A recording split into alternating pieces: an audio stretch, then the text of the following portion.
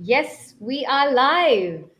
We are live on YouTube. Welcome to the A Life of Greatness podcast. I'm very excited. I'm Caroline Cares. I'm really excited about my guest today.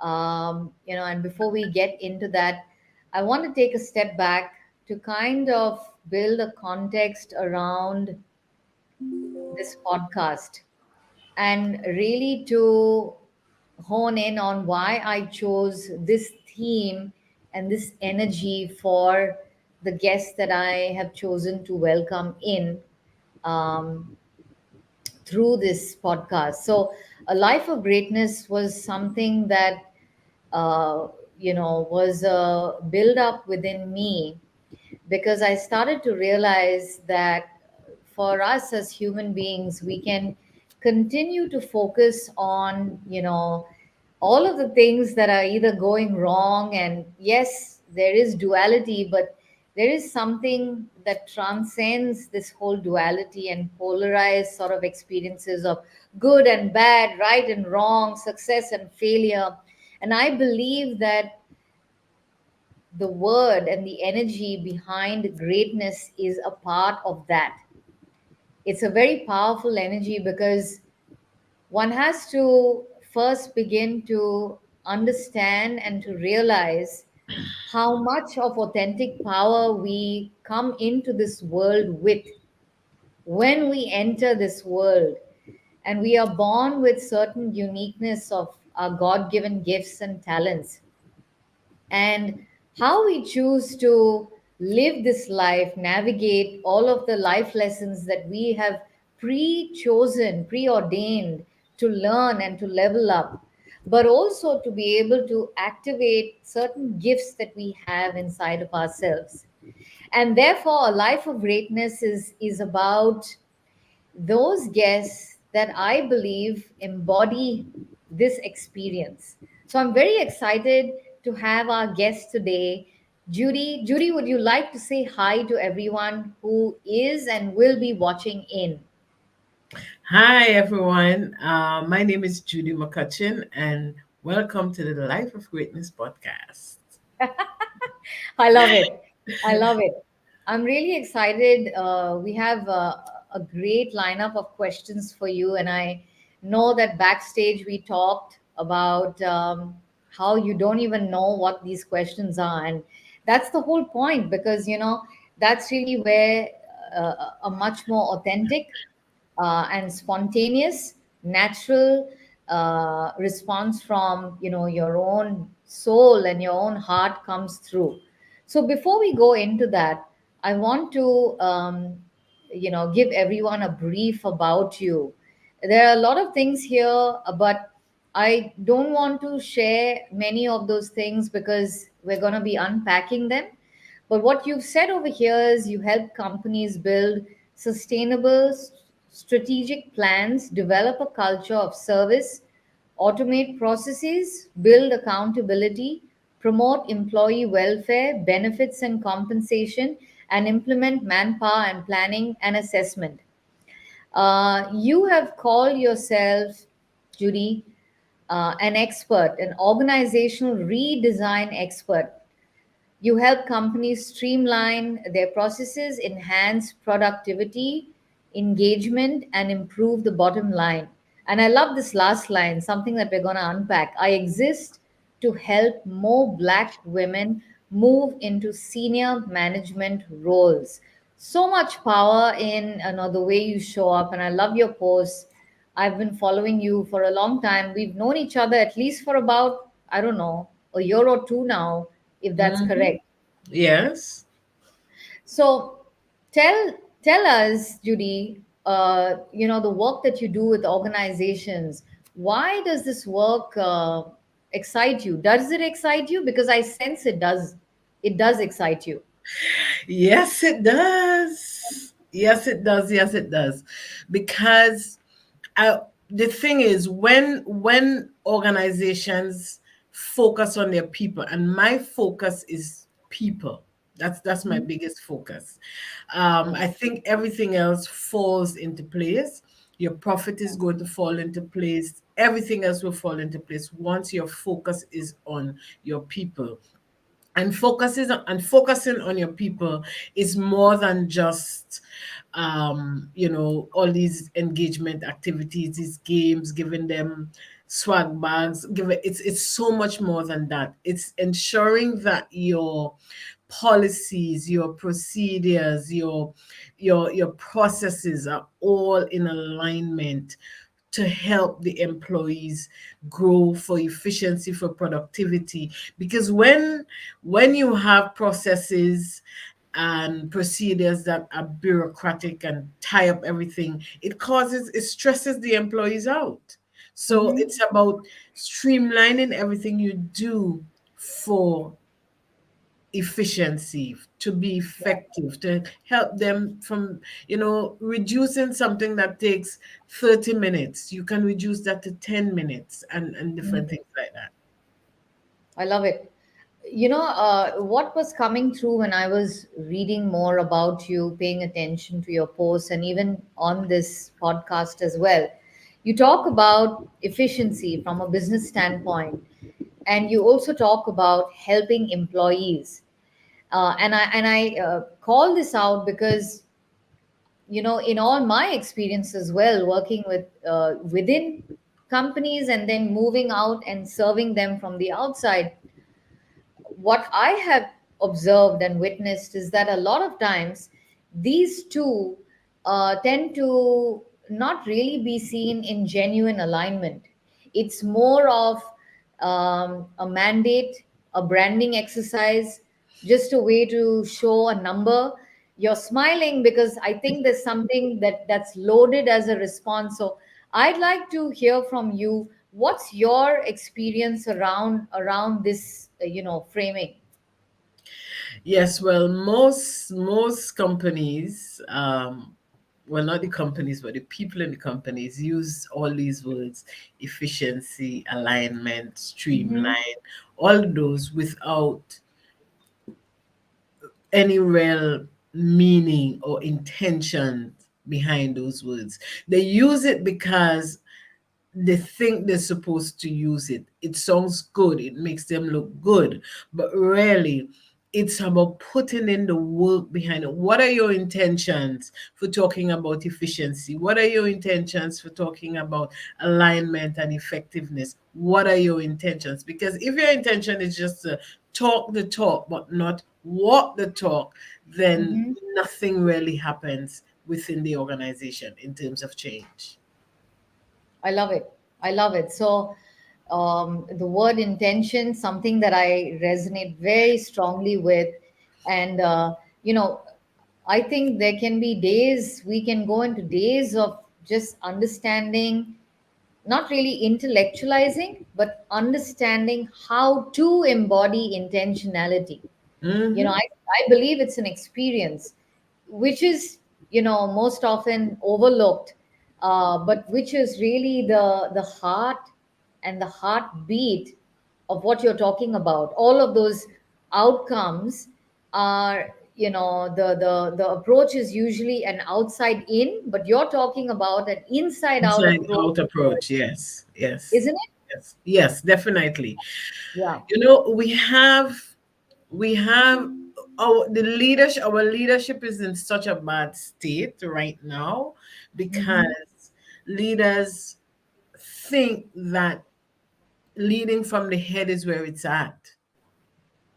A lot of leaders, a lot of people in leadership positions are not necessarily leaders, but they're in leadership positions. They don't know who they are. Hmm. So it's impossible for them to lead others. And I Yeah. think that is one of our biggest problems right now with Yes. leadership. Yes, absolutely. I 100% agree with that. I think there's a lot of talk and intellectualizing of, Hmm.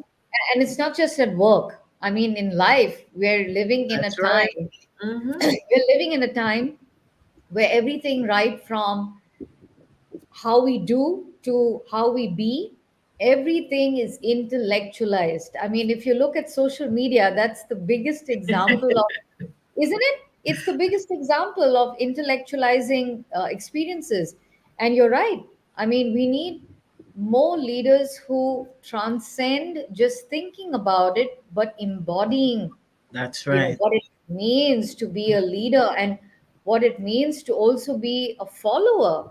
You know, it's not only about being a leader, but being able to take a step back and allowing your people to, To lead. Hmm. you know, as I say this, what's coming up in my mind is Nelson Mandela. God rest his powerful soul. Um, I recall so many, you know, stories of, and even a quote. I don't remember the exact words, but he talks about, you know, this. He talks about how, you know, empowering people. So you step back, but you empower people to go forward is really how you become successful as a leader. It's Hmm. not about you being in the front. Hmm. A successful leader is a follower. Hmm. Right? You cannot be a successful leader if you don't know how to follow. You Yeah. must be able to let your people lead, because once your people are successful, believe me, you are also successful. Yeah. Yeah. What What do you think are the reasons why leaders do not are not okay to follow? What's your, you know, experience around that? It's generally ego. But more than that, it's a person not knowing who they are at the core, not understanding themselves. And that is one of the biggest issues why we have leaders not being able to give up control, as it were, because control is an illusion, really. It really is an Yeah. illusion. That's because we are in control of absolutely nothing, Yeah. right? So Mhm. leaders who don't want to give up that illusion of control is because they don't know themselves. They have not truly defined who they are. They are defined by the outside world. Awesome. And because they're defined by the outside world, they don't truly have a good picture of who they are. So many gems. I'm trying hard to capture them on the banners here. And this is so important. I mean, we could go on and on with the, you know, just the things that you're talking about, because this is relevant to life as well. I mean, you know, the illusion of control that you're talking about, the illusion of having it all together, you know, and you know, knowing, you know, everything about life. That's not true. I mean, you know, one of the biggest things, one of the most recent things that we have all felt and experienced and witnessed is the pandemic. Oh, Um, yes. you know, that has been one of the biggest indications for me that plans are not up to us at all. You know, we think we've got it all figured out. We don't. We really don't. We just, for me, a lot of it is trusting that Mm-hmm. it will work out how it is supposed to work out. Yeah. Once we let go of the outcomes, and that's not an easy thing to do, it really isn't. But we have Yeah. to let go of the outcome and just do the best that we can. Mm-hmm. I love it. I love it. There's a very strong energy of surrender and Mm. having faith in the unseen. And again, you know, the energy of intention comes to this, because if you're intentional and you're living by your core values, then it doesn't really matter what's unfolding, because in our limited mind we are predicting a certain reality Hmm. which, you know, is limited. And you know, if we are intentional and we anchor into that, no matter what is going on, just staying the course, that itself, you know, is where the power of the unfoldment lies. Definitely, definitely. We really have to trust in something bigger, something higher than ourselves, I love it. knowing that it works out the way it is supposed to work out once you do the things that you're supposed to do. Mm-hmm. Yes, yes. What, we're dovetailing into an aspect which I would like to unpack with you. All of this work, and I say the word work, but it's really play, this whole drama that we go through in life, and we use our gifts, and we do all these things to support others in their journeys. So what are some of your, because you're working with leaders, but you are a leader as well, you're showing up, and you're listening, and you're paying attention, and you're following the north star of what your intention is. So what are your guiding principles when you show up? Well, my I operate from always a position of kindness. So my default position is always kindness. Kindness to myself first. That for me is really important. I've had to learn to surrender. And let me tell you, surrendering is not an easy thing. I mean, people talking about surrender. Surrender is a real process. It's a hard thing. It's a process. It's not just, oh, I surrender and and that's it. No, it's a very hard process. Um, but one of the things I've had to do is figure out me, figure out me, who I am, where I want to be, the spaces I want to be in. Because, knowing yourself is one thing, but knowing where you want to be is another thing. Because, this whole social media situation could just have you up and down, in and out, all over the place, right? So I have to anchor into me, who I am, where I want to be, the places that I want to show up in, and how I want to show up. But that has it comes from a place of love, and it starts with the love for me.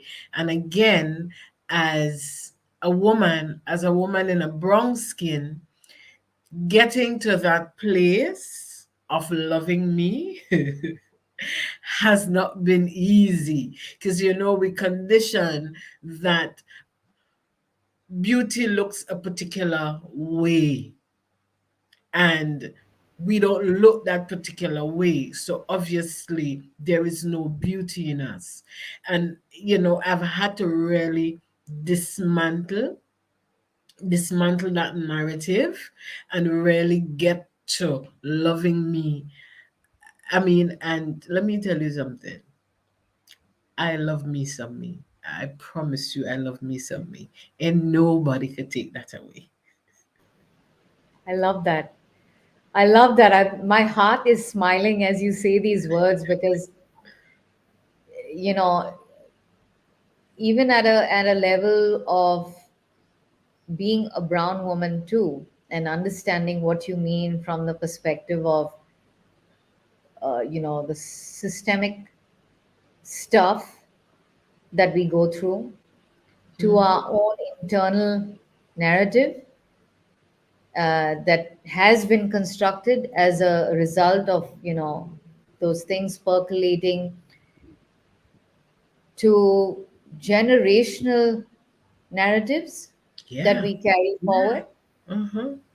and deciding to be one of those conscious ones to say no more. I am not going to be that person to perpetuate the toxicity, the drama, the victimization. No more. I choose to step out of it and step Mhm. in alignment with Mhm. myself. And I know that's what you're saying, in principle too. And I think these are really, really powerful, authentic, important principles, regardless of the color of our skin, our gender, that we must begin to own if we aren't already, which Mm-hmm. is, like you said, who am I? Why am I here? At a core level, these existential um, and the most foundational pieces of our living and our life. And yes, I think if we are able to do this work, inner work, nothing outside can shake us, can destroy us, because Mm-mm. it's an illusion. It's outside of us. And I love what you spoke about, the self love. I want to know more. If you could share with me and our audiences, how do you practice that? What are those self love practices that you call in, that you access in order to heal, restore, and love you? Um, you know, I'll tell you what, growing up, right? I grew up um I grew up in a family, it's 10 of us, I'm number 8. We didn't grow up with money or anything like that. And I have had to step away, step out, and do certain things that were very different from what the rest of my brothers and sisters did to really try and make it. But all the while during that, it was really an inner struggle of who do you think you are really? Um, Mm, where do you think you're going? These aren't the spaces for you.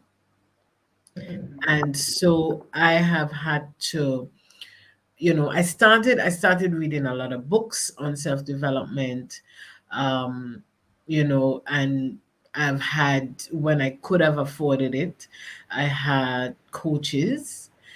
And but really the work is done by you. You have to face, it's yeah, ugly. It really is ugly work.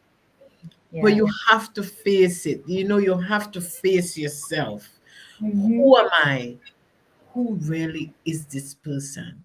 So I do a lot of, I no longer have entertain negative self-talk. I really don't.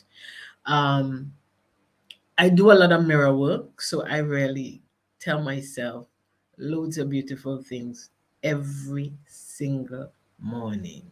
I wake up, I stand in front of the mirror, and I affirm who I am, who I want to be, and how I want to show up in this world. So that when I start my day, there is nobody, there is nothing that could take that power away from me. I do not believe in giving my power to anyone. I so love that. I so love that.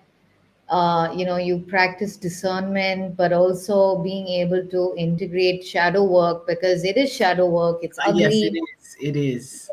We have our demons, and I, for Ugly. one, doing this work for myself and for my clients, have realized that the more we try to hide away from our shadows, the louder they become, because it's there, it's calling for our attention, and it's calling for our love and our compassion.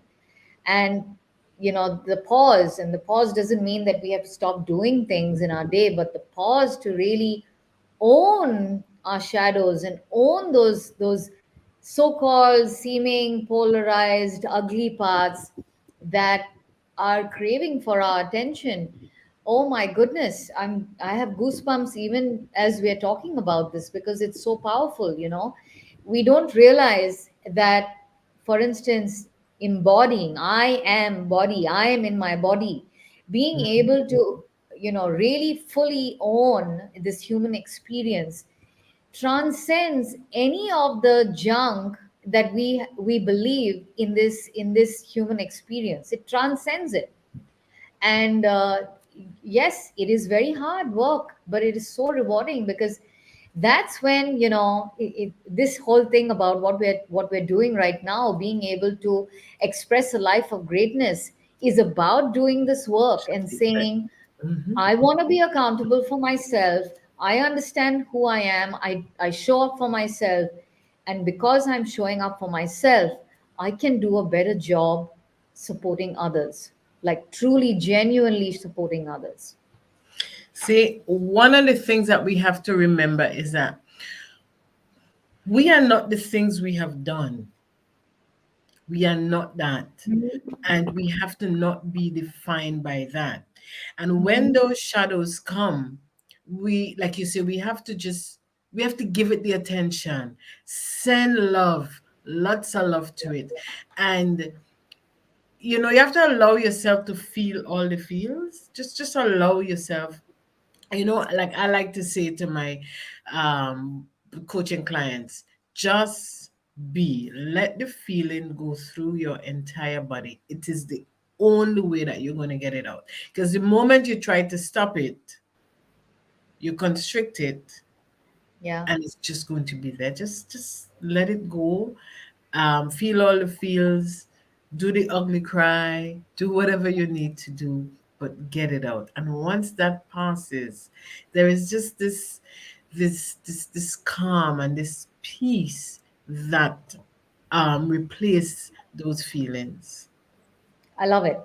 I love it. The image, the vision that downloads as you say that is like this calm place by a lake, which is peaceful for me. But in order to get there, you have to go through the storm and understand that the storm is inside of you, That's so right. that you get to that place of peace and calm and self love. I've looked at some other pieces that you kind of alluded to, but I want to go into that right now. You Hmm. say many Black women who have so much to offer have been sidelined for promotions to senior management roles. I am here to help you break that pattern and step into that senior management role that you know you deserve, that you know you will thrive in, that you know you will contribute significantly to. That is why I am here.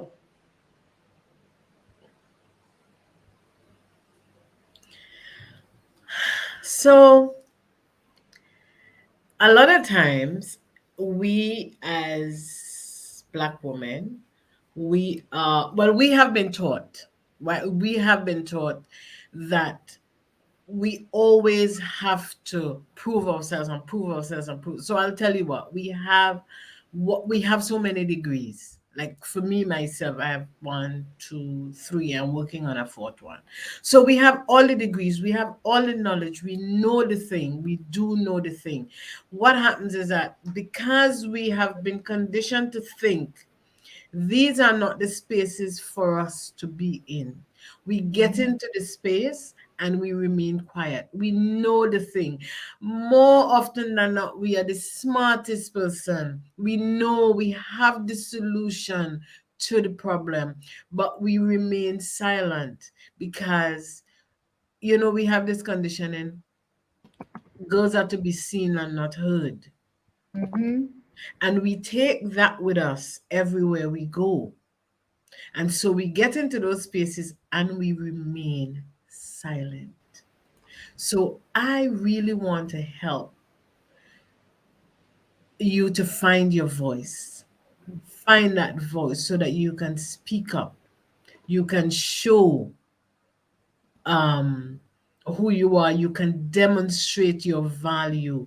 You can get to that place that you want to get to in your career, in life, whatever. It doesn't have to just be work, but really it's about stepping up and stepping out and using your voice. Because I'll tell you, once you start to do it as what, because it just takes one of us, it just takes Mhm. one.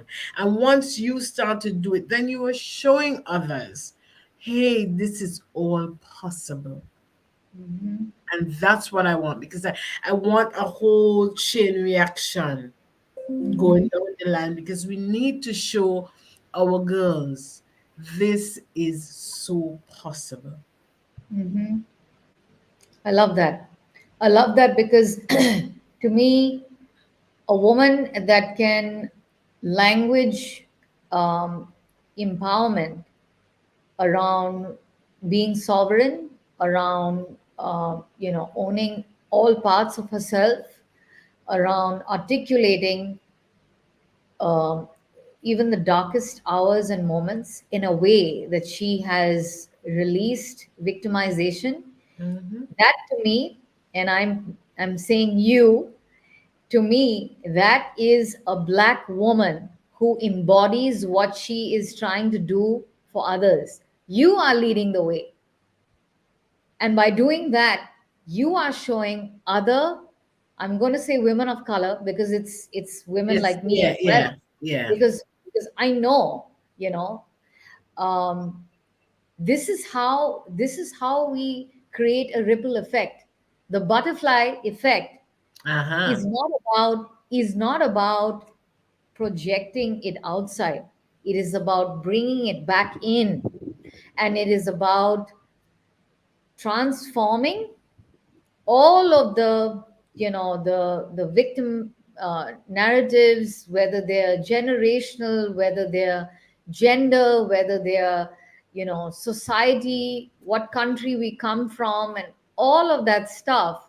Because as I'm saying this, what's downloading for me is that the women that I know from countries that I come from, I used to think I want to run away from that narrative. I want to run away from it. But then I realized I don't need to run away from it. I need to be still. And in being still and holding myself with love and with affection and with compassion, the mother and me holding that part of me that needs that healing, I can create that ripple effect. And that's how we our clients see us. Because if we can embody it, then our clients are all the more inspired to say, wow, if this woman can do it, so can I. Yes. And that is why, for me, representation matters. Mm-hmm. Yeah, it really does because we have to show up in spaces. Because I believe for two things, one as women and one as women of color, we belong everywhere. There is no space that's not for us. We Mm-hmm. can choose whether we want to go into those spaces or not based on our value system, but there is no space Yeah. that we don't belong in. Once we want to be there, we can be there, Mm-hmm. right? But again, it takes the work for us Mm-hmm. to get to that point to realize, hey, I belong here and Mm-hmm. that's where I'm going. Right? And once we do that, then again we show other women we can do this together, we can make this work. I love it. I love it. As we're wrapping up, this has been actually in like 30 minutes. We've kind of gone in, and I love the essence of your soul. You have so much of light inside of you, and that's because you're able to integrate all of the narratives that we have been talking about. I am so proud of you. I'm so proud of the work that you're doing, what you Thank you. stand for, what you Thank you. represent. Judy, I think we this is how we inspire the collective, by embodying it. If there was one word that you would use to describe yourself, what would that be? I have three words that I use to describe myself. Okay, go ahead. I am bold, I am brave, and I Hmm. am badass. Those are the I love three it. words I use to describe myself.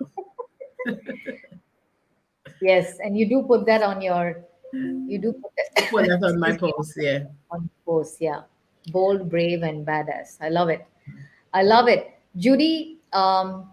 What would you like to, as a closed loop to, the downloads within today's space and in this conversation live on the podcast show?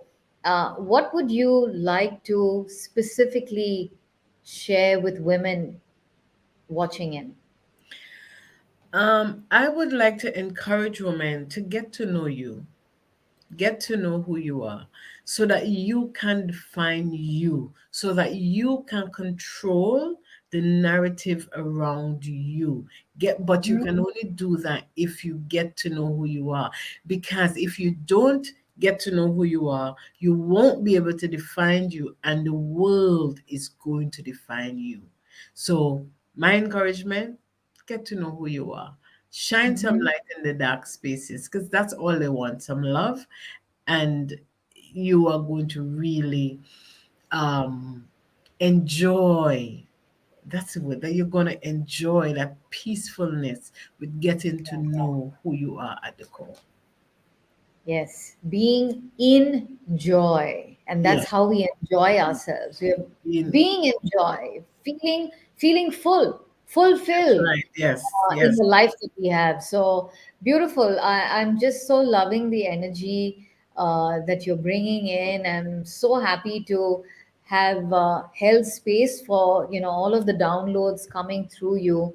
I want to really thank you for showing up, for the brave woman that you are, for yourself and for others, for inspiring the change by being that change.